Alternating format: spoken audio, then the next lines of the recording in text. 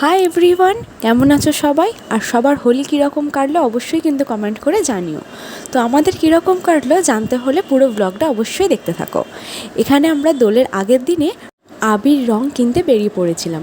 Office থেকে এসে ও বললো যে চলো রং কিনতে যাওয়া হবে। তো আমারও ভীষণ মজা, আগে বাপির সঙ্গে যেতাম, এখন ওর সঙ্গে। তো দুজনে মিলে বেরিয়ে পড়লাম আবির আর রং কিনতে। তো চলো কোথায় যাচ্ছি সেটাও দেখা যাক। এইখানে আমরা এসে জ্যামেতে প্রায় আধা ঘন্টার মতো দাঁড়িয়েছিলাম। তারপরে অনেকটা জ্যাম কাটিয়ে আমরা চলে এলাম রং আবিরের দোকানে। এখানে দেখি লাইন দিয়ে একদম দোকানগুলো পরপর বসেছে। তো এখানেই একটা দোকান থেকে আমরা নিয়ে নিয়েছিলাম আমাদের পছন্দ মতো আবির। অবশ্যই কিন্তু আমরা হার্বাল আবির নিয়েছিলাম, কোনো লুজ আবির নয়, কারণ যাতে কোনো স্কিনে না এফেক্ট করে। আর এখানে কী কী রং নেবো সেটাই ওকে জিজ্ঞাসা করছিলাম, আর ও বলে দিচ্ছিলো একটা ম্যাজেন্ডা কালার নিতে আর একটা গ্রিন কালার নিতে। তো সেটাই নিয়েছিলাম। আর কী কী কালারের আবির নিলাম জানতে হলে আরেকটু ব্লগটাকে দেখতে থাকো। এই যে এখানে এক একটা করে আমি কালার চুজ করে নিচ্ছিলাম আর ওকে ওটা সিলেক্ট করতে বলছিলাম। হোলি স্পেশাল টি শার্ট কেনা হয়েছিল 4 জনের, মানে আমার বাপির বোনের আর ওর জন্য। তো সেই কারণে সেই জামাটা আমরা পরে নিয়ে তারপরে ঠাকুরের পায়ে আবির ছুঁয়ে তারপরে নিজেদের মধ্যে দোল খেলা শুরু করব। ছোটো থেকে সেটাই দেখে আসছি বা শিখে এসেছি, তাই এখনও সেটার অন্যথা হয় না। এবার বাবার পায়ের আবির দিয়ে বাবাকে একটু আবির মাখিয়ে তারপরে মাকে আবির মাখালাম। ছোটোবেলা থেকেই দেখেছি গুরুজনদের পায়ে আবির দিয়ে প্রণাম করে তারপরে আবির খেলা শুরু হয়। তো এখানেও তাই। আগের বছর দোলের সময় বিয়ে হয়ে গেছিলো, কিন্তু আমরা তখন ঘুরতে গেছিলাম, তাই দোলটা একসঙ্গে সেলিব্রেট করা হয়নি। তাই এবছর একদম আর ফাঁকি না দিয়ে আর কোথাও ঘুরতে না গিয়ে সবাই একসঙ্গে মিলে দোল খেলবো বলে তাই এবছর আর কোনো ঘোরার প্ল্যান করা হয়নি। এখানে ও বাবা মাকে রং মাখিয়ে নিচ্ছিল। মায়ের তখন রান্না বাকি ছিল বলে মা সেরকমভাবে আবির মাখতে পারলো না।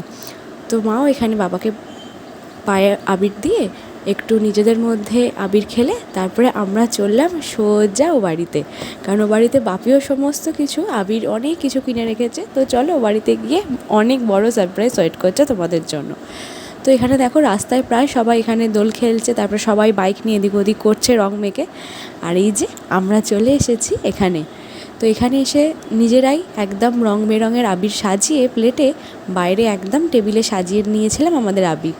এখানে দেখি সত্যেন কাকু প্রদ্যুৎ কাকু ওরা দুজনে এসেছে, অনেক বছর পর ওরা এলো।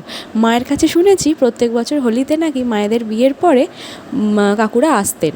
তো আমার সেরকম খুব একটা মনে নেই। তো তারপরে যখন ওদেরকে এখানে দেখতে পেলাম খুবই ভালো লাগলো দেখে, তাই সবার সাথে একটু আবির খেলে নিলাম।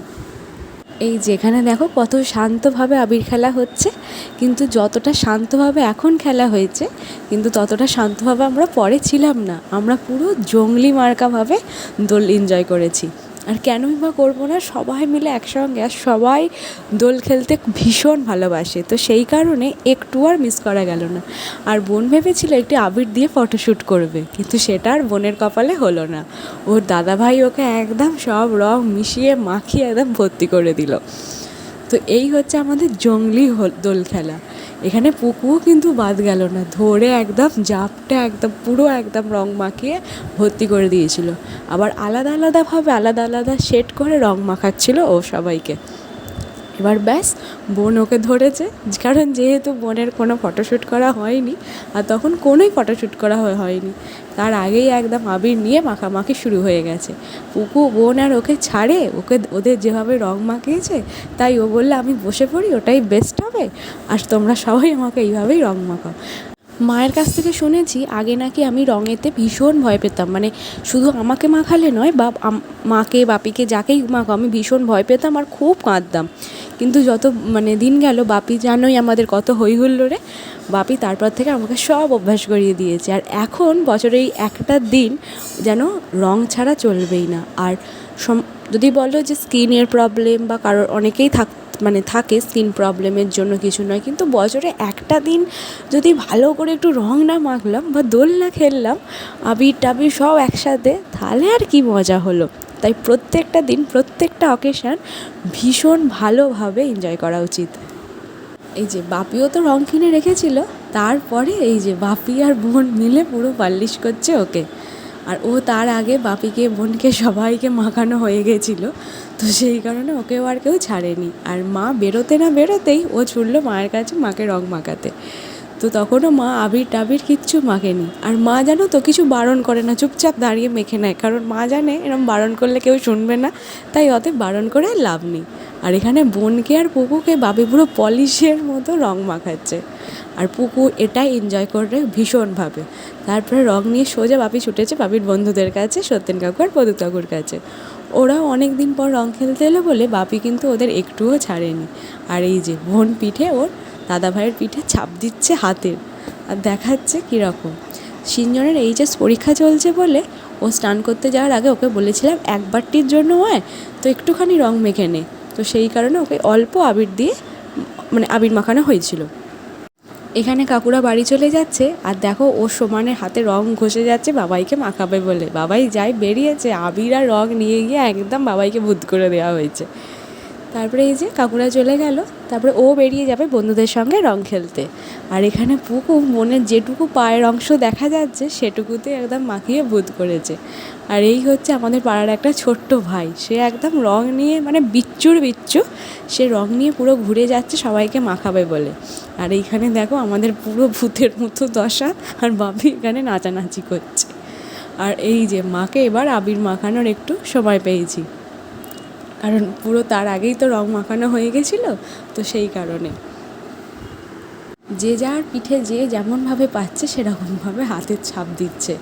তো জামাগুলো সাদা বলে খুব ভালো হয়েছিল। আর মুখে গায়ে হাত আর কোথাও বাকি নেই যে রং লাগাতে, কিন্তু তাও মানে শোনা হবে না, তাও মাথাতে যেখানে যেখানে আরও যত আবির আছে সব মাখানো হচ্ছে। তো এইভাবে আমাদের মতো জংলি রং খেলে বলে কেউ মনে হয় না, আমরা এই রকমই জংলি রং খেলি প্রত্যেক বছরই। তো আগের বছরটাই মিস গিয়েছিলো কোনো মানে ছিলাম না বলে, তো এই কারণে এই দেখো আমার পিঠেতে ছাপ দিয়ে ও চলে গেল। আর ও গেছিলো একটু বন্ধুদের সঙ্গে দোল সেলিব্রেট করতে, তো এবার এসে বাড়িতে ফোনটা রেখে গেছিলো, তাই ফোনটা এবার নিতে এসেছিলো। আর বোন ওর জন্য একটা মগেতে একদম গাঢ় করে রঙগুলো রেখেছিলো, আর সেটাই মাখাবে বলে দুজনে দৌড় হচ্ছে, ব্যাস ছুঁড়ে দিল পুরো পিঠেতে। একদম রঙটা ভীষণ গাঢ় ছিল। আর আগে আমরা জল খেলা হয়নি কেন, কারণ জলটা গায়ে বসলে তো শরীর খারাপ করবে, সেই কারণে একদম যখন বাড়ি যাওয়া হবে বা একদম যখন স্নানে নামা হবে তার আগে জল রঙটা খেলা হয়। তো এই যে একটু রোদেতে একটু শুকিয়ে নেওয়ার পরে তারপরে যে যা স্নান হবে। এই যে দেখো ও বাড়ি চলে যাচ্ছে, আর আমি সেদিনকে এখানেই স্টে করে যাব। আর কি অবস্থা আমাদের দুজনের হয়েছিল, কেউ কাউকেই চেনা যাবে বলে তো আমার মনে হয় না। এই যে ও বেরিয়ে গেল, আর আমিও এবার ঘরে চলে আসবো ওকে সি অফ করে। তারপরে এসে দেখি আমার মুখের এই অবস্থা, চুলের কি একদম বিচ্ছিরি একটা অবস্থা। তারপরে স্নানের পরে এই দেখো তবুও রং মুখ থেকে ওঠেনি, এতটাই রং ছিল। তবুও আমার অনেক কম ছিল। বোনের আর পুকুর তো পুরো ভর্তি, পুকুর যে স্নান করেছে মনেই হচ্ছে না যে ও স্নান করেছে বা রং উঠেছে, কিন্তু ওদের তাতে কোনো ব্যাপার নয়। আর এখানে সন্ধ্যেবেলা ও আসার পরে মা ওকে পাস্তা করে দেওয়া হয়েছিল, সবাই মিলে বসে এখানে টিফিন হচ্ছিল। অত রং খেলার পর ভীষণ টায়ার্ড লাগছিল আর ভীষণ রেস্টলেস লাগছিল, সেই কারণে দুপুরবেলা বেশ করে ঘুমিয়েছি। আর তারপরে সন্ধ্যেবেলা ও একসাথে সবাই মিলে বসে আড্ডা মারছি।